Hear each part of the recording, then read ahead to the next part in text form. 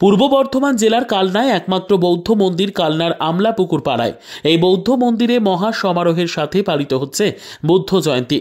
আজ বুদ্ধ পূর্ণিমা। বৌদ্ধ ধর্মাবলম্বী মানুষজনদের কাছে আজকের দিনটি অত্যন্ত তাৎপর্যপূর্ণ এবং পবিত্রতম একটি দিন। আজ উৎসবের দিন, কারণ আজ বৌদ্ধ ধর্মের প্রচারক গৌতম বুদ্ধের জন্মদিন। কথিত আছে এই বৈশাখী পূর্ণিমার পবিত্র তিথিতে গৌতম বুদ্ধ জন্মগ্রহণ করেছিলেন এবং আজকের এই পূর্ণ তিথিতেই তিনি মহানির্বাণ লাভ করেছিলেন। গৌতম বুদ্ধ অষ্টাঙ্গিক মার্গ বা পথকে অনুসরণ করে মানুষের জীবনে দুঃখ থেকে চিরমুক্তি লাভের কথা বলেছিলেন। সারা বিশ্বের বিভিন্ন দেশের সাথে আমাদের দেশের বিভিন্ন প্রান্তেও আজ এই দিনটি মহা সমারোহের সাথে পালিত হচ্ছে।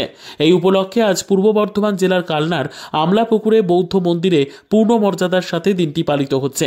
আজ এই মন্দিরে উপস্থিত ছিলেন রাজ্যের প্রাণী সম্পদ উন্নয়ন দপ্তরের মন্ত্রী স্বপন দেবনাথ। আজ এখানে এসে প্রথমে তিনি বুদ্ধদেবের পায়ে পুষ্পার্ঘ্য অর্পণ করেন। আজ তিনি বলেন, সর্বধর্মের প্রতি তার সমান শ্রদ্ধা ও ভক্তি আছে। জন্মতিথিতে বুদ্ধদেবকে শ্রদ্ধা জানাতে প্রতি বছরই তিনি এখানে আসেন। তিনি আরও বলেন, এই মন্দিরে একটি পুরনো বৌদ্ধ মূর্তি ছিল। বর্তমানে মূর্তিটি থাইল্যান্ড থেকে আনা হয়েছে। মন্দিরের শান্ত পরিবেশ তাকে মুগ্ধ করেছে বলে জানান তিনি। রীতা ভট্টাচার্যের রিপোর্ট, সুন্দর বাংলা নিউজ। আপনার বৌদ্ধ মন্দির, এটা বর্ধমান জেলার একমাত্রই মন্দির। এই বিষয়ে আপনি প্রত্যেক বছরই আসেন, কেমন লাগে? বৌদ্ধ মন্দির আছে, এখানে বেশ কিছু পরিবার তারা বুদ্ধিস্ট সারা পৃথিবীতে আজকে বুদ্ধদেব কালনাতে বৌদ্ধ মন্দির আছে। বুদ্ধদেবের একটি আগে মূর্তি ছিল অনেক প্রাচীন, যেমন আমি শুনেছি যে এই এখন যে বড় মূর্তি এখানে অবস্থান করছেন এই থাইল্যান্ড থেকে আসা।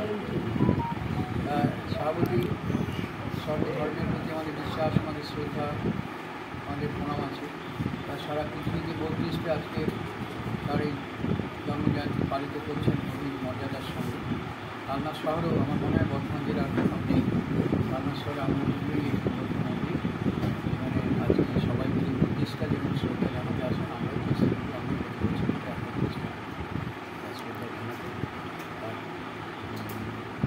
আসা ভালো লাগে। আর খুবই শান্ত পরিবেশ।